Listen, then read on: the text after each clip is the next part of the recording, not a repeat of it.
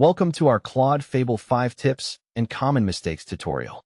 In this video, we'll be covering some essential tips to help you optimize your workflow and avoid common pitfalls. Whether you're a beginner or an advanced user, these tips will help you get the most out of Claude Fable 5.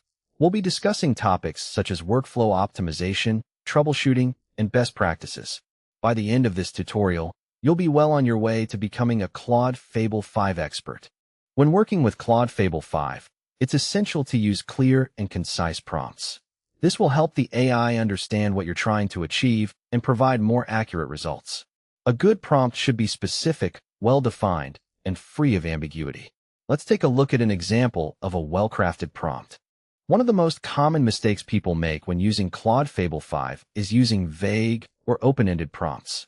This can lead to confusing or inaccurate results, and can even cause the AI to become stuck or unresponsive. Another common mistake is providing insufficient context. This can make it difficult for the AI to understand what you're trying to achieve and can lead to poor results. If you're experiencing issues with Claude Fable 5, there are a few troubleshooting tips you can try. First, check your prompt syntax to make sure it's correct. If you're still having trouble, try providing additional context to help the AI understand what you're trying to achieve. Let's take a look at an example of how to troubleshoot a prompt. That's it for our Claude Fable 5 Tips and Common Mistakes tutorial. We hope you found this video helpful and informative.